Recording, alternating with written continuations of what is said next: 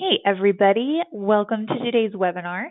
Thank you so much for setting time aside to come sit with me and David Senna, who is speaking today, to learn about the nitty-gritty details of how to actually sit down face-to-face with your donors and ask them for help.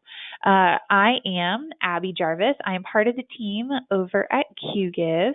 QGive is an online fundraising platform that is dedicated to helping nonprofit fundraisers like you raise more. But even though we specialize in online fundraising, we know that online fundraising is only a portion of what you do every day to fund the jobs that you're doing. We know that sitting down and actually making in-person asks is a huge part of what you do, and that's why we're so excited to have Dave sitting with us today. He's got a ton of fantastic information to share. But before we get started, I wanted to just tell you a couple of little housekeeping items. A couple of you have asked if you are going to get a recording of this webinar, and I can promise you that you are.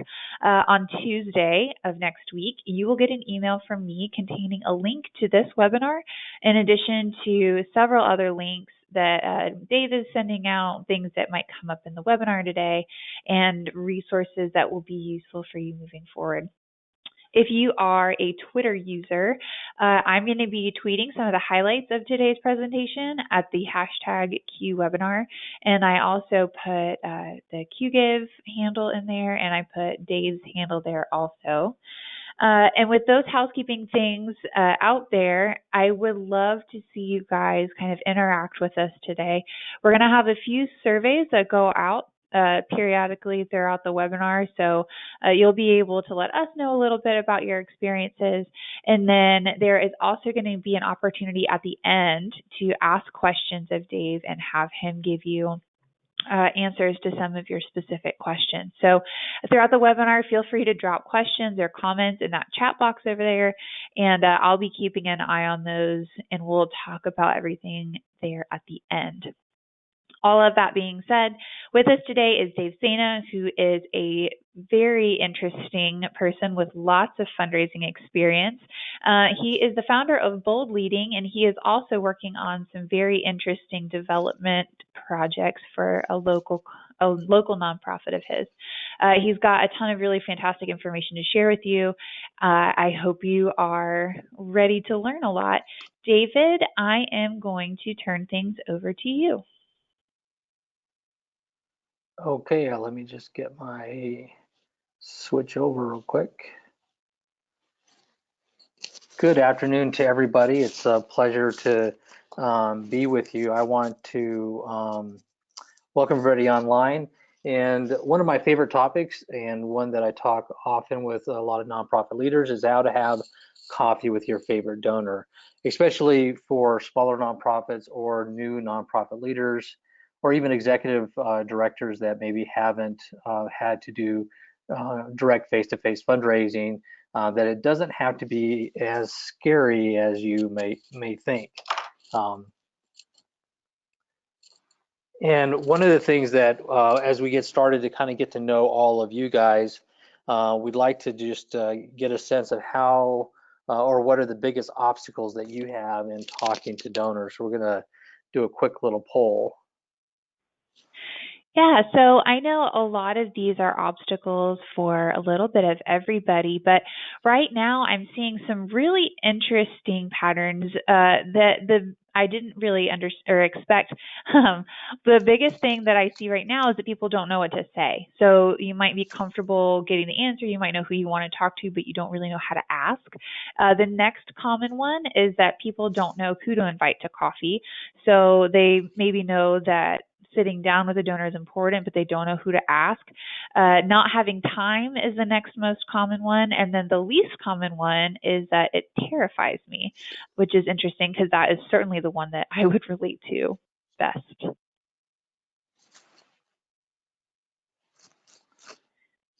With that in mind, some of the things that I hear from people is, if I'm, my biggest fear is public speaking. How can I ask for money? People might saying that asking, particularly one-on-one, can scare them. And a lot of times people have a wrong mindset about how we ask or what we're saying, and we're actually giving donors an opportunity to join with us on a philanthropic journey that together we're going to fulfill a cause in our local community or national community, depending on the size of your organization. And oftentimes I also hear that I don't have time to call and how to just kind of time block. And we do have some tools that I'll share later in the broadcast on how to kind of manage your time. And then, as I think in the poll, is what if I don't know what to say? And we're going to give you some tips on all the different stages of how to prep for the coffee visit, what to say, how to introduce yourself, all those sorts of things. So, without further ado, let's get into the meat of this. I think Abby will skip the survey till a little bit later so we can get into some of the actual stuff. One of the things that is really important to think about is what you're going to bring to a donor visit. And over the years, what I've found with people is that there are one of two extremes. The one extreme is that you really don't have anything prepared, don't know what to say. And then on the other extreme is that you have lots of stuff, lots of maybe brochures or case for supports, lots of things, and how to organize all of that.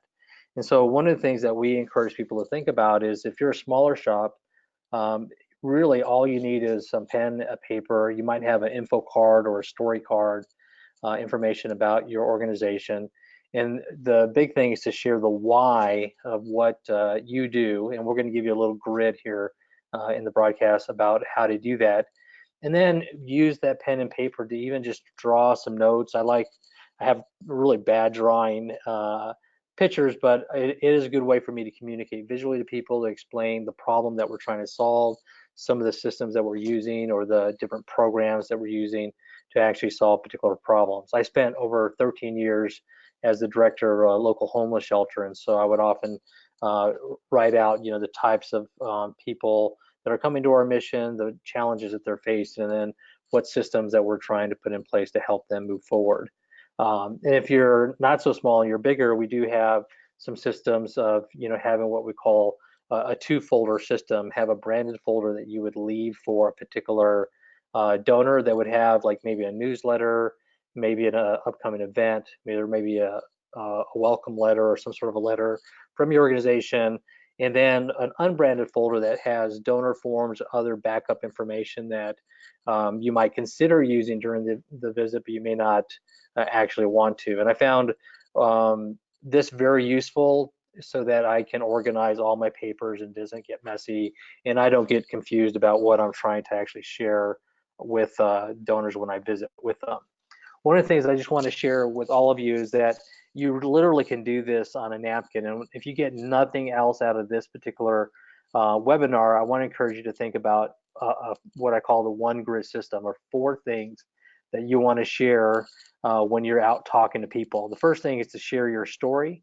And this would be your story, not necessarily the organization story. It's like, why am I passionate about my cause? Or why did I get this particular job? Why was I attracted to this particular nonprofit? So for myself, as the director of a homeless shelter, I talked about our family and how I've had aunts and uncles and others that have been homeless, and that my parents, when I was very young, we had a very difficult time, being able to afford things, even getting a home and certain things. So just out of my particular background, it was really personal to me to be able to give back, to help people that were in difficult situations, and to share why I was passionate.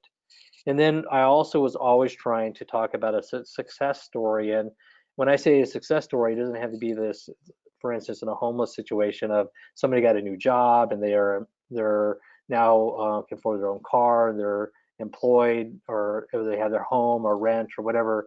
But it may be simple as, we have somebody came through our doors, and for the very first time, they've actually shared their story with somebody of just what they've been through, and normally they're not able to do that. And we heard laughter and tears in the hallway, and that's something very personal, something that's meaningful that you would share with your donor.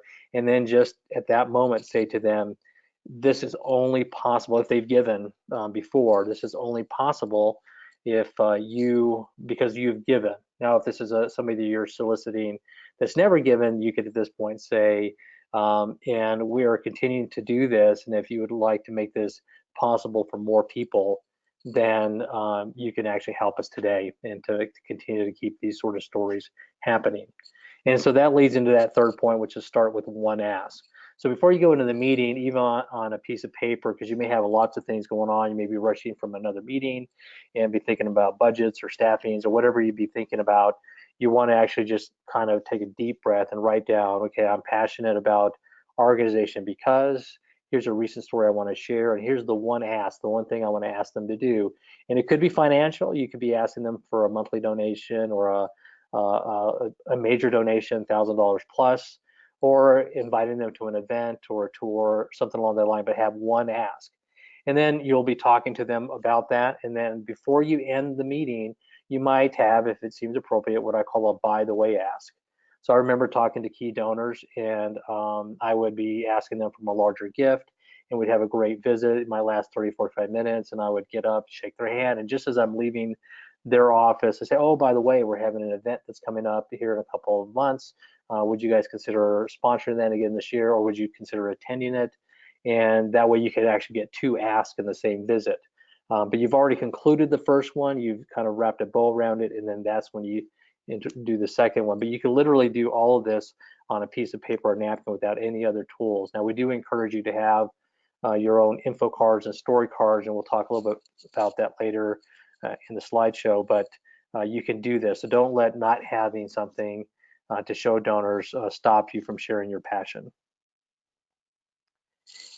Preparing for the coffee visit is really important, and one of the things I really encourage people to think about is before you invite people to coffee is actually scope out your city. Look for coffee places, and it doesn't have to be a coffee place. Obviously, it could be other places, but you want to find that's easy to get into, places that you can get parking. We'll talk about that here in a little bit.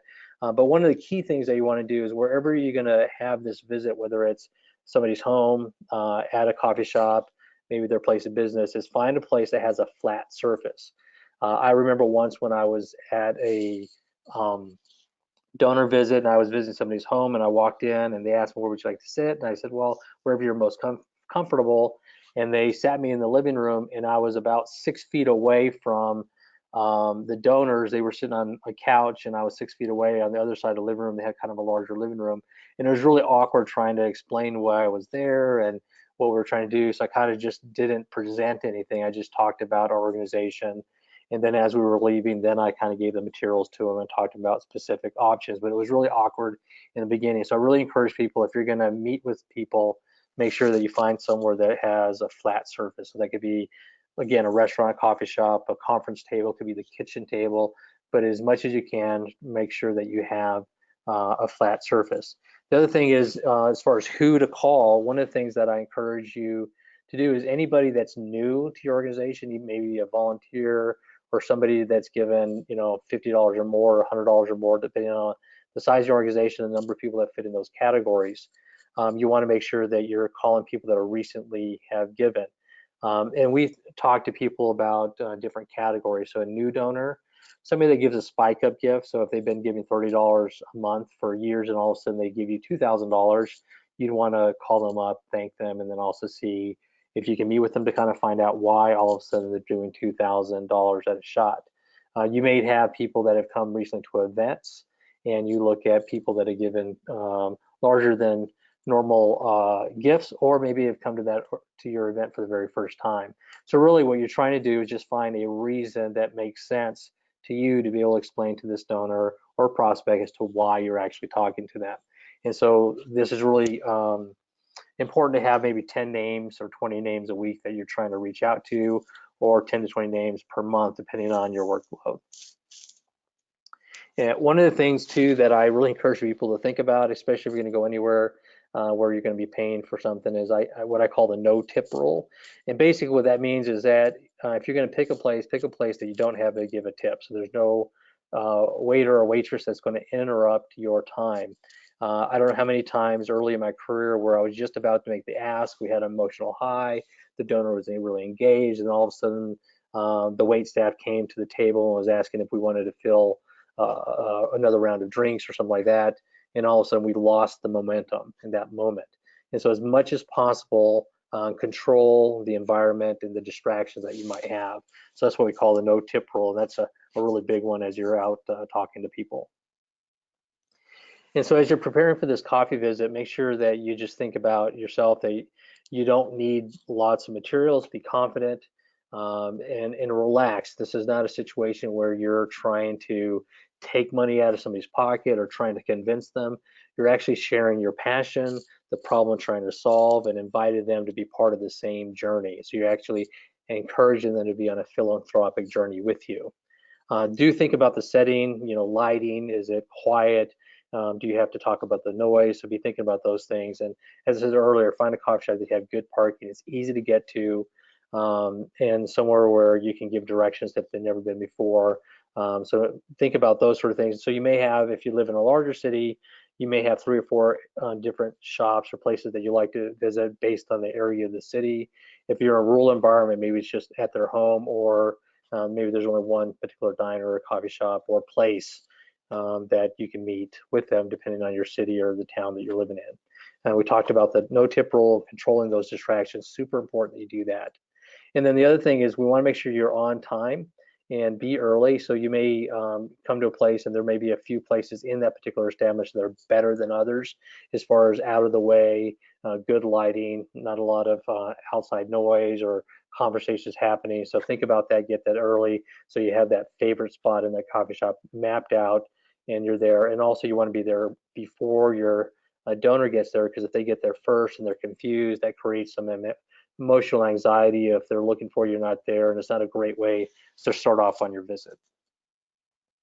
And so when we talk about starting the appointment itself, we've talked about the one grid. Make sure and the reason we're really emphasizing this is just to gather your thoughts. You just need to make it personal, tell a recent story, have a primary ask mapped out in your mind as to what you're going to ask for, and then if it seems appropriate, also a by the way ask. So just make sure you mentally prepare yourself that you're doing that. So as you're doing that, starting the appointment, again, I can't say enough. You just got to relax.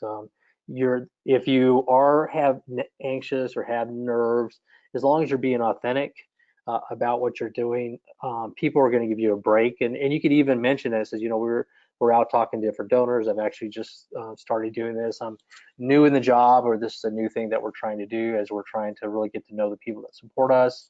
I'm a little nervous. If you feel like that's something you could do, I would do that. And just be authentic as possible, be genuine. People are totally going to understand that. And they would much rather have that experience than feel like you have everything perfect, professional, really slick and smooth. And so you want to make sure that you're, as much as possible, that you can just be authentic and be yourself. It'll go a long way in connecting with donors. And so we've started this appointment. One of the things that I would say that as you're getting to know them is when they get there, make sure that you actually look them in the eye, shake their hand, greet them, thank them for coming, and really have a beginning moment of connection as much as possible. If that means meeting them at the door, bringing them to the table, whatever makes sense in your environment, but make a really good greeting, and that'll go a long way to get them to shift gears, because they may be rushing from another meeting or something else, and their mind might be a little scattered. So having a good, really strong introduction and a little moment will go a long way in getting both of you guys kind of focused on, we have some time in the next 30 to 45 minutes to talk. And as you're doing that, one of the things I didn't do early in my career, which I've done more or more often, is to actually ask questions. So a lot of times, even over the phone, I would do this, but in person, I would ask, how did they get to know our organization, and how long have they been giving? What caused them to start giving?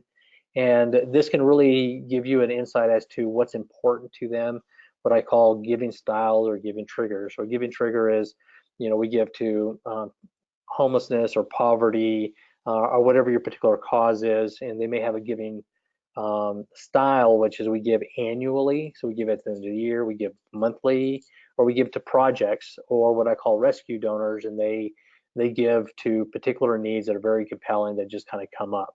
And so you want to think about listening for those sort of things, and don't be afraid to ask questions. I was always worried that I would offend people, but if people have agreed to come and meet with you, they already know that they're thinking about giving and supporting your organization, and so they're expecting for you to have this kind of a dialogue. So don't shy away from it.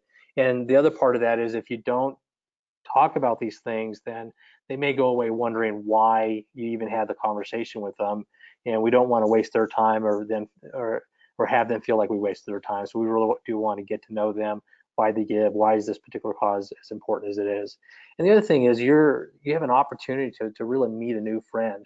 I've had donors during my experience that I've gotten to know, that I've known over a decade now because I live in the same community.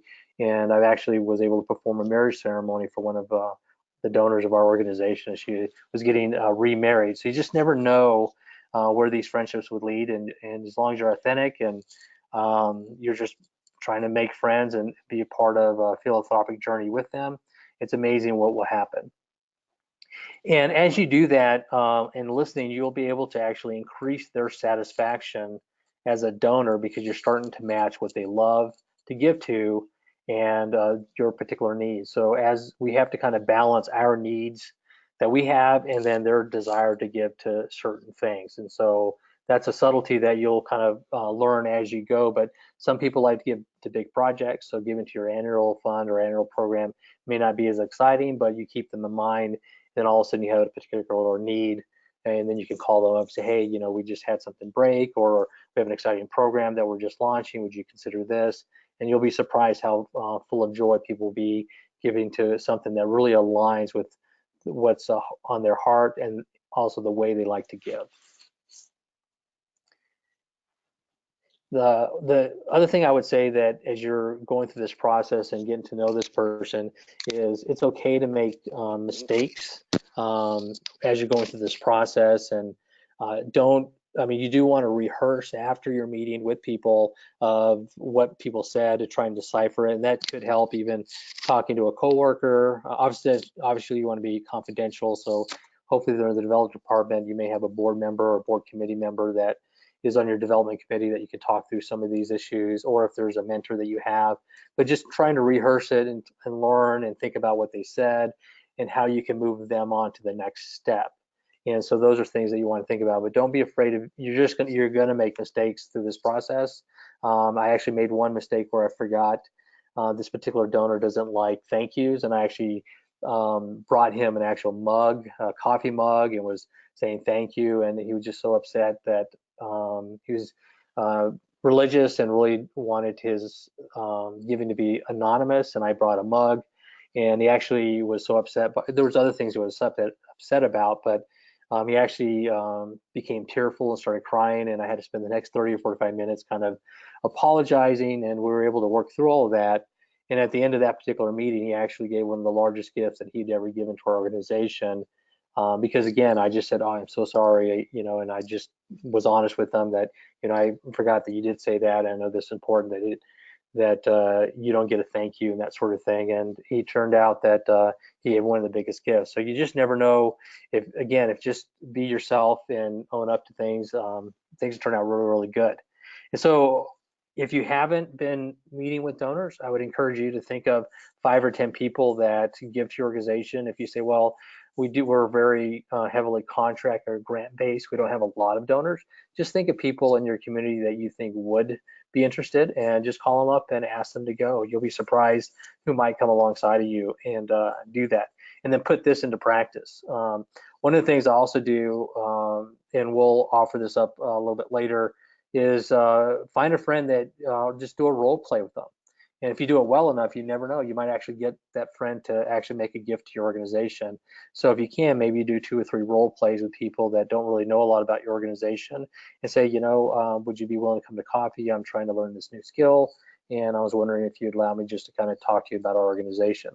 And you never know, you might actually get a gift. So making the ask, this is one of those things that took me a little while to kind of get up my own nerve to do that. It does take courage to ask people to give, but one of the things that I found as I did it more and more is that people like the opportunity to give and to have joy about what they're doing. And this was a breakthrough moment for me when I met with a donor, And it's actually the parent of one of our board members, and she had told us that she thought they might be willing to give $10,000 or $15,000 to us, because that's kind of how what their giving level was. And so I met with them, and I just remember the guy, he felt that I was kind of hemming and hawing a little bit. He says, Dave, I know that you get paid to ask us for money. It's okay. We understand that you're asking for money. And so I did. I asked him for the 10 or 15,000, and unfortunately, he didn't give that amount. I was a little disappointed after he kind of led me to, kind of gave me some tips on how to ask. But he ended up giving us $5,000. It became a $5,000 donor to our organization. So once they get to the appointment, most people know that you're going to be asking them to participate in some manner. It doesn't necessarily have to be straight dollars or an event, asking them to an event. It could be asking them to come on a tour, asking them to volunteer, to make a referral. There's other ways to make asks of donors that it's not straight dollars. But most of the time, if people are coming or agreeing to an appointment, they realize that they know that they're interested in what you're doing. They want to hear what you have to say, and they're more than likely willing to participate in a way that is meaningful to them.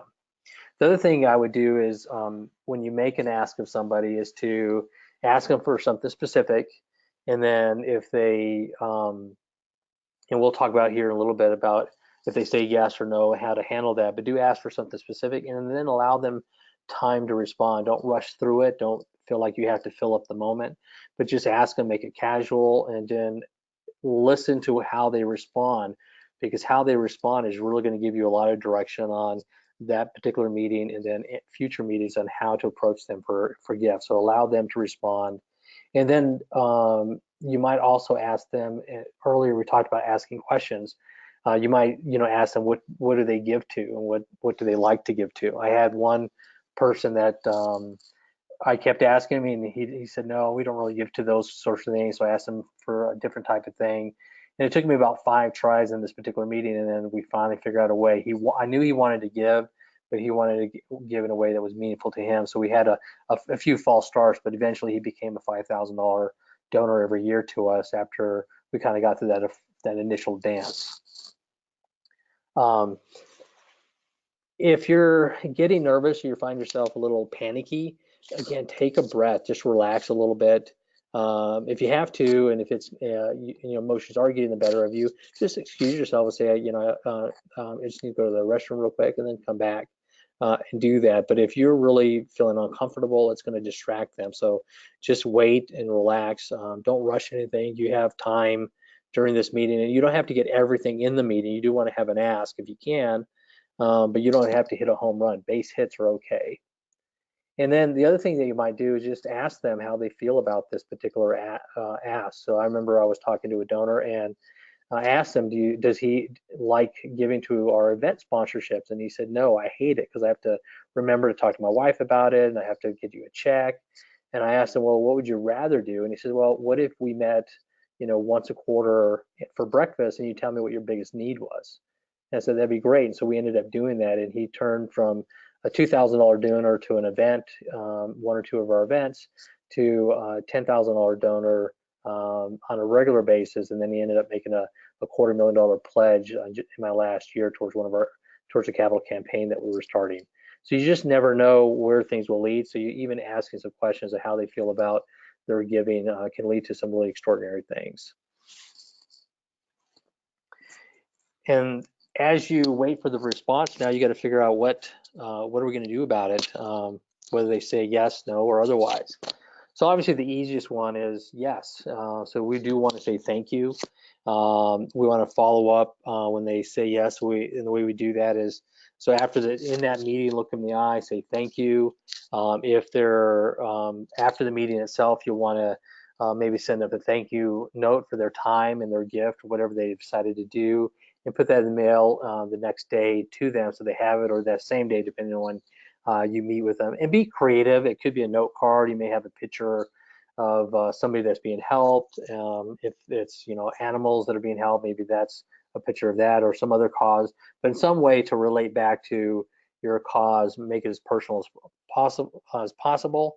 And then if maybe it's a check they have to send in, or maybe they're diverting stock or something, and maybe there's a lag between when they promise it and then when you actually receive it, And once you do receive it, make sure you get on the phone and say, hey, I just wanted to say thanks again for meeting with me, and we did receive the gift that you said that you were going to be sending in, so I did want to acknowledge that you did get it. And then make sure you get the official receipt and thank you letter out within 48 hours.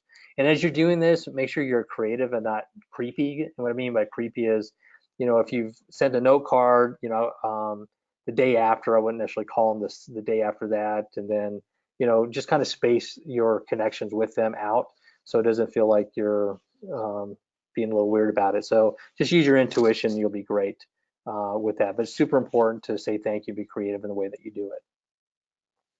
The next thing I would say is if they say no, in my book is always the beginning of not yet. So don't panic in this moment. Just ask more questions. Like I mentioned earlier, I had a donor that said no 5 times to me in the same meeting, and then we eventually were able to land on a way for him to donate to actually buy computers for our organization. But it took me going through 4 or 5 no's before we actually got to a yes. So asking questions as to, what do they normally give to, what organizations, what are the things that they give to, whether it's annually. And this particular donor, they like to give to actually buy products, and they gave to the local school, and they purchased musical instruments for kids that couldn't afford it, so they gave scholarships that way. And that's kind of what led me into thinking about purchasing computer equipment for some of our homeless shelter residents. So I would just say that you need to probe and kind of find out a little bit more about what they give to and why they give and when they give, to see if you can turn that no into a yes. And if you can get a second or third ask in that meeting, and that's what that folder that of information you have, maybe there's an event that's coming up, you might ask them to sponsor, or maybe it's coming to a tour, there may be other things. But you have to kind of really gauge this, be respectful in the meeting. If you feel like there's not a real good connection, be thankful, and then wrap up the meeting, and then maybe in a couple months you can reach out to them again, especially if they gave again or come to something, sort of live to fight another day. But if you're creative and can figure out listen to what they do, you might be able to turn that no into a yes, either in that particular meeting or within that year. So don't give up on it. And if it's a dollar thing that you're trying to give, or an event or something, just take the pressure off of money. And maybe it's a referral, or asking them to come on a tour, or something that's a little bit softer. Maybe the next step. Maybe there are givers that are very deliberate about how they give and what they give to, and they want to know more about your organization. They want to take it slower. You never know. So just kind of use your intuition a little bit to do that. And this is where the role of a mentor or somebody else to kind of rehearse what they've said, and kind of find out if you've missed some signals or other ways that you can follow up. This is a place that really can help you out. And as I said, follow your gut. If in the meeting you're kind of feeling it's really awkward or they're uncomfortable, just quit and say thank you, and be appreciative for their time. And if they've given in the past, appreciative of that. And just look them in the eye and just say, without you, there's a lot of things that we're doing right now that wouldn't be possible. And so to relate it back again, that their giving or their time or their dollars or their influence is making a real difference in your cause. And then obviously we want to respect them and their decisions, and people's seasons of givings change. And because I was with an organization for a decade, I saw that with a lot of my donors, as they financial commitments changed, they were able to give more, and as they invested, for instance, in new businesses, what they could give to us went down. You just never know. So just stick with them, keep in relationship, and people will definitely grow when they're giving with you if you're appreciative and respectful to what they're doing. And then how you end something is as important as how you start something. So we're going to give you a few things to think about as finishing the visit. One of the things is that if you can, especially if they're going to think about the proposal that you've asked for, is to set up the actual next meeting. When are you going to follow up? A lot of times what I would have is I say, well, when's appropriate time, after you're going to discuss with your partner or discuss with your spouse or whoever's going to be a part of that giving decision. I would ask them, when would you like me to follow up? What's the best time? And I try to follow up within a 2-week period, no later than 2 weeks, and the next week's the best if you can. And a lot of times people say, well, I'll call you. And don't allow that, as much as you can, don't allow that. Just say to them, you don't need to worry about that. That's, a very busy person. You shouldn't have to worry about calling me. I'll put it down on my notes to give you a call in a week to 2 weeks. And if they insist on calling you back, if the meeting didn't go very well, it was kind of weird and awkward, just ask them, are you just being polite? You really don't want to be involved? If that's the case, I totally understand. And we don't want to, we will respect that you're not really interested, and that's okay. We don't want to waste your time. If you don't feel that aggressive or that blunt, if that's not your personality, you might do something a little bit softer. But do try to get that next meeting as much as possible, a time and a date. And always look them in the eye, say thank you as you do that. One of the other things that you might consider is to ask for a referral during this process and then ask them, is there someone that they respect that shares their passion for your organization, that given the same information might consider giving or participating? And then you can ask them if they'd be willing to lead that introduction at a subsequent meeting, or give the name, or give you permission to contact them, and making kind of letting them know that you got their name, the referral's name from them. So just make sure you work out all those little details, because donors don't want to risk in a relationship. So make sure you're very clear and understand what the donor's saying, whether that they'll introduce you or they'll make the referral, or if they're saying you should talk to them, but don't mention my name. So just make sure you're really clear on how that's going to work out. But it's a great way to find new people to be part of your cause. And again, we talked about asking for that next appointment. And if it's a new person, do whatever you can, excuse me, things to remember their name. And look for a way, if you can, during that to bless them. If there's something that you hear during the meeting that you can agree with or be appreciative of, or if they've done something through your organization that's sort of out of the ordinary or really great, bring that back up and just to say thank you as much as possible. And if they're doing something extraordinary, depending on the size of the gift or size of the commitment, you might decide to get them a nice treat. Maybe it's everybody loves chocolate chip cookies, or there's something that you can do that they really love. Maybe there's a way that you can bless them out of the ordinary. So that's one of the things that you can do after the particular visit. We did want to just go really quickly through some of the tools that you might use, some of the things that we've helped with some of the clients that we serve, and we'll go through this, and we'll give some of this information and make it available to you that you can look at after this particular conference. We want to make sure that we have time to answer some questions. So if it's just you, if you're one person shop, remember, do the napkin stuff. Make sure you have your one grid. You don't have to have lots of marketing materials to really share your passionate story.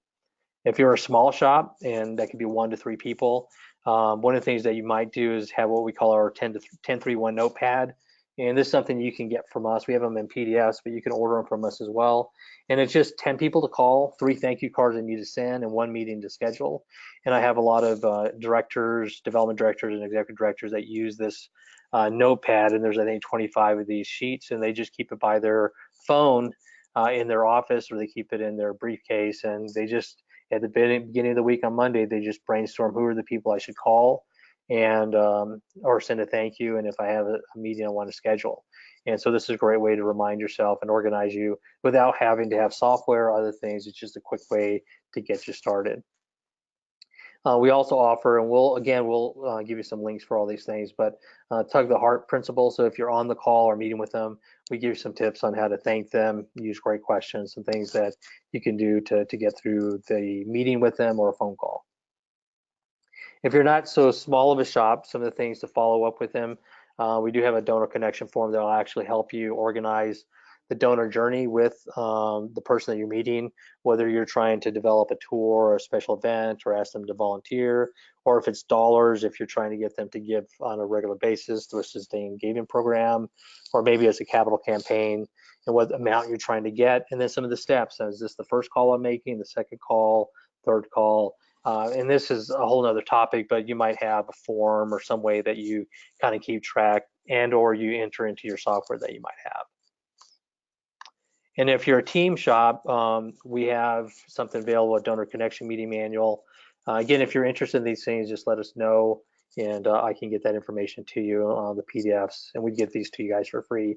But it just goes, this particular manual goes into how to actually manage 3 or 4 different major gifts officers and what you need, what list that you need, how do you manage lists. And we've been working on this project for about 4 or 5 years now, so we feel like we have a really good system to help people, and you can do it manually or you can do it within software, but it's a good way to just organize all of your development officers. And we had mentioned this earlier about a 2-folder system, and we encourage people, if you're doing this on a regular basis, to have a branded folder and then a plain folder. In the branded folder, you'd have things that you're going to leave with the donor, and then in your plain folder, you would have any forms you have to fill out after this particular meeting, or a secondary ask. Maybe you're asking for a major gift from them, but then you have some event information that if they say no to that, or you want to ask them also to some event, maybe you have some more information about that, or you may have a secondary program that you're wanting them to be a part of as well. That could be in that plain folder, so you're not giving them everything at once, because you always want to make sure that you only are asking a donor for one thing at a time until you get a decision. And if it's a yes or a no, then you can shift gears to a secondary or by the way ask or a whole new ask. And so you just want to make sure that you're organized and don't give them everything.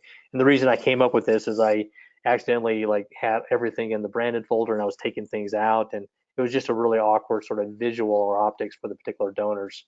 And so we went to this system. It's really worked well for myself for many years, and then also a lot of our clients.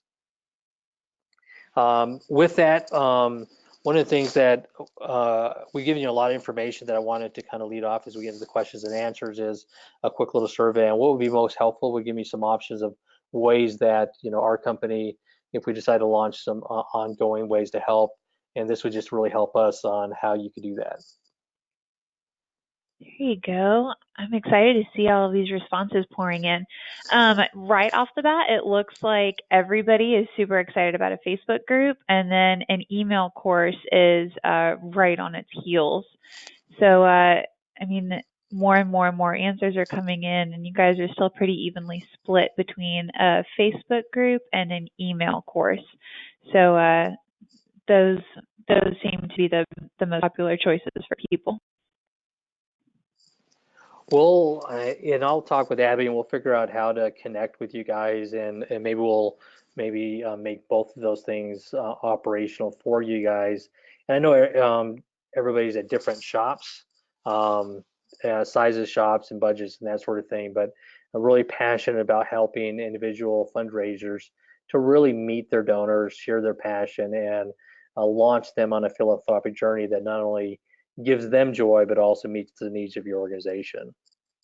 I don't know, Abby, if we have any questions that have come in that we want to try and maybe answer in the last 15 minutes or so. Yeah, we've got a bunch of questions. People seem like they're really excited about this topic and are very interested in making sure that their face-to-face asks go smoothly.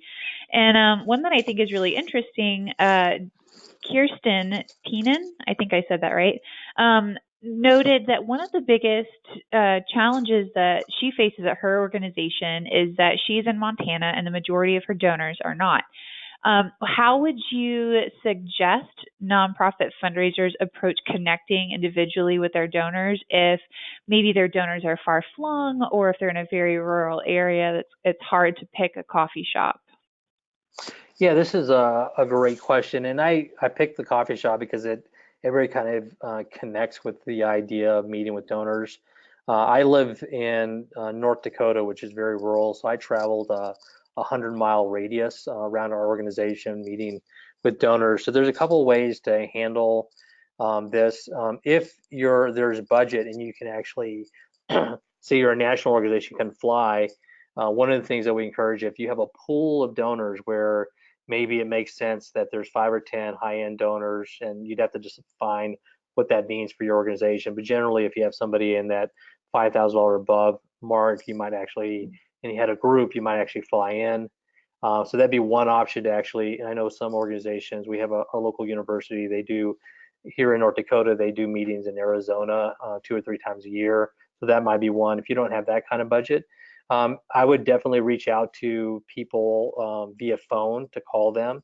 And then if you can get their address and email, I would definitely send them personalized notes. And the other thing that you can do nowadays is to make really quick video calls that are recorded messages that you can send via email. So you can do and it's not ideal because it's not a dialogue, but you can make it a little bit more personal that way. And this is one of those questions that I would say, if you're still having questions about how to, excuse me, implement that, I'd be happy. Shoot me an email, and if it makes sense to get on a phone call briefly to kind of brainstorm it, I'd like to do that. But definitely use technology if you can. And the biggest thing is just to get them on the phone and to thank them and do that. And then through that conversation, figure out what makes sense for your organization based on your budget and location and number of donors you're trying to connect in an area. That's really useful, and especially the note about video calling, I think, is really interesting. There's so many ways to connect with people, like Facebook, streaming, and I almost said Snapchat. Probably not the best way to do it, but Skype and all those other services out there make communication so easy. So it's interesting to think about combining the finesse and personal touch of a face-to-face ask with that technology. One thing that is a question that came up a couple of times, but most recently from Marnella. She asked, you mentioned that people that you're meeting are generally pretty aware that you're going to ask them to do something. Do you say that because you have given those donors a heads up that you're going to ask, or do they know that you're going to make an ask because they've already donated to you? What do you need to do to kind of set that expectation in their heads? Yeah, that's a great question. So I would say that a lot of the calls that we were making were people that had responded through direct mail. So they had been people that had been giving. And at least my experience, and it may be different with other organizations, and if you're a national organization, that may be a little bit different. I'm not sure. But what I would say is that if you get an appointment with somebody to talk about your organization, they've already indicated that they're interested enough to actually spend time with you to talk about this particular topic and the cause. And so as soon as they've already given you time, for them to give you dollars or influence is really more of a matter of a conversation at that point, because in today's day and age, time is actually more valuable to many people than dollars. And so once you get the appointment, a lot of them are going to be open to you giving. Now, I've had a situation where I had somebody ask me the question, well, are you going to ask me for money? And I didn't really have a good answer to that. And I talked to my mentor about it. And he says, when somebody asks you that question, you can just answer them truthfully and say, no, I'm not asking you for money. I really want to meet with you and let you know the impact of what you're doing to help our organization, and just seeing how you'd like to continue to participate. And then you allow them to lead the discussion as to where that may go, which may include money, but it may include them coming to an event, coming on a tour, volunteering, connecting other people. So you really don't know that it's always going to be money. You do want to have a primary ask available that you're going to lead with, but not everybody is going to go that direction. So you kind of play it by ear, but you just got to listen to them. That's why I really focus on a lot of questioning and listening with each person. But if they agree to spend time with you, they're already participating with your cause. And so it's just a matter now of finding out what's the next logical step for them to make that's going to be meaningful for them. Sure. That's an interesting point, and it's an interesting segue into another question that we got. Someone asked, how many times should you meet or interact with someone before you make an ask? And then how do you handle someone that may be involved with you but doesn't want to meet with you? Yeah, so these are great questions. So the number of times, I would say if you meet with somebody more than, say, like 2 or 3 times, and you've not made a specific ask, then I would figure out how to make a dollar ask if you don't know another way. And I learned this from Texas Hold'em. It's kind of a weird analogy, but in Texas Hold'em, one of the things you do is you bet, and the betting is less important on the person's response to the bet. But if you don't actually bet, then they don't have anything to respond to, so you don't really know what to do. And so it's kind of like, that old analogy of, the young man trying to court the young woman, and he never really asked them out, but they're always together going bowling, whatever. But there's never that all-in moment to make and ask. And sometimes if they're not making indications and you're not being, you think you're being subtle, but you're hopefully they're picking up on the clues. Sometimes you just have to be very direct and say, we're right now in a giving campaign, especially at the end of the year right now, we're trying to raise $30,000 to meet to be able to do X, not, I wouldn't say meet our goals because that's not exciting, but to say the $30,000 will go to this particular purpose, and we're really trying to make a concerted effort to make this happen, and just make the ask. One of the easiest asks to make is to ask a person to give $1,000 or less on an annual basis to your organization, which helps to continue to keep your services moving for the people that you're helping. So that's a really easy way to, if you don't know anything else about the organization, they're not giving you any clues, just ask them, would they consider giving $1,000 less on an annual basis? And then they'll tell you yes or no, and they'll also tell you whether or not you, if they want to give monthly or not. So if you do that and they write you a check for $1,000, you know that they like your organization and possibly would be willing to give more because they more than likely have capacity. So one of the things we didn't talk about in this is how to develop filters on what to allow the donor to signal to you what the next steps are. So the first filter is to allow people to give $40 or more, $30 or more, and you can do this through direct mail or events. And anybody that uses the or more to give an extraordinary amount, those are the people you talk to. Then if you don't know anything about that, then you ask them for $1,000 or less. If they hit $1,000 mark, then those are the people you would consider asking for a larger project. And you just start using these filters to allow them to vote for how they want to participate with the organization. And again, that's probably another subject for another webinar, but you want to have these filters in place to give you some information. But the best way to do that is just to make an ask and then see what the response is and then respond to it. Sure. That's really interesting. I never really thought about the idea of using a filter or something, or taking their cues to adjust what lane you put them in when it comes to donor cultivation. And it sounds like we do have material for another webinar there. If you are talking with someone, maybe who is an existing donor and they don't want to meet with you, how do you continue trying to build a relationship with that donor after they say no to a meeting? Yeah, and that actually happened to me. I remember driving driving an hour out to meeting a family. They were farmers in a rural area, and I went out and the wife was there, and she was there with her small kids, and I went out and she met with me. She was very kind, and she says, Dave, I don't ever want you to come out here again. We're going to give you X amount of dollars a year, and that's what we're going to do. So don't ever visit us again. And I never did. But I did send them personal thank yous. I sent them photos of people they were helping.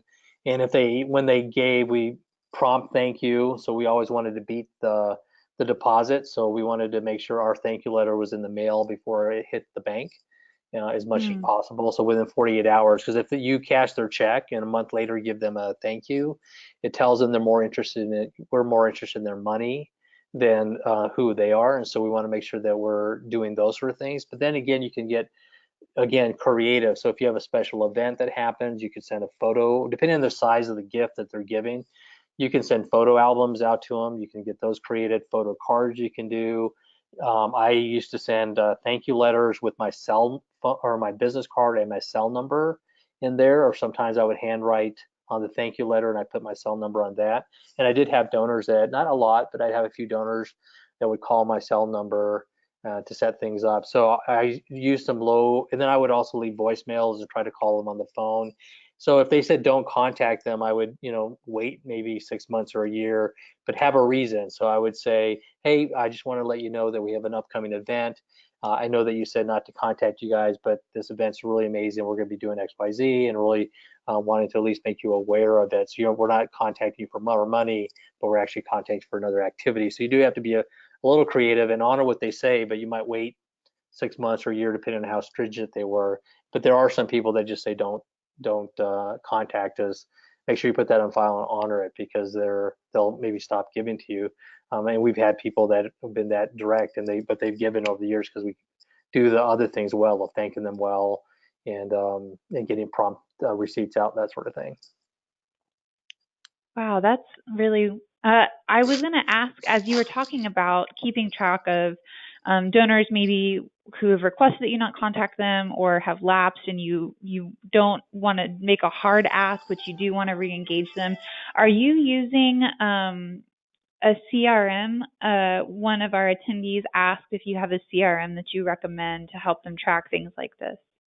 Yeah, so there's lots of different donor software, donor CRMs that are in it, and what I would say is it really depends on your budget. So it depends on the number of accounts that you have. There are some things that we would. So if you're, let's say you're at 100 or less, we would recommend. It's an online kind of database CRM thing that we could help set you up on. It's called Podio.com. Once you get past 100 to 1,000, somewhere in that range, that gets a little bit awkward. But in that particular program, I think they're like at $30 for one user if you have like a premium version of it. But we've managed 1,000 sponsors for a banquet through that whole system. But they have some other ones, Donor Perfect, eTapestry. I've used those. Bloomerang, if you're a new organization. I know of another one that's a little bit cheaper called DonorDoc. So a lot of it depends on your capabilities. As much as possible, we encourage you to stay out of Excel. But if you're in Excel, we can recommend some ways to manage your Excel data so that when you do graduate to donor software, that you have clean data. So one of the mistakes people make there is they have a donor's name, all their contact information, and then in the same worksheet, they have another column, all their number of gifts that they've given for particular events. We would recommend you do it a different way, kind of like a relational database, but you do it in Excel. But that's not optimal. A lot of Yeah. these you can get for like $100 or 200. And for people that may not know, TechSoup.org. I don't know if they still do this, but a couple years ago, I know that you could get eTapestry for free for a year. But you have to go through TechSoup and don't talk to a salesperson, because as soon as you talk to a salesperson, it avoids the free year. So check with TechSoup, go to eTapestry, you can get it for a year. Then after that, I think it's like $100 for like 1,000 donors in your account. So it really depends. But I do encourage people to get into a CRM and to have good data rules and have a good business protocols on what data is being put and how you're using it. Again, that's another webinar that can be done on how to manage all of that, but it is important that you think about it. I was also going to say, if anyone on here is actively using QGive, ask your favorite customer service or customer experience rep what they suggest. We partner with a lot of really great organizations, including Bloomerang and some others, and we can help you find someone who would be a good fit for you.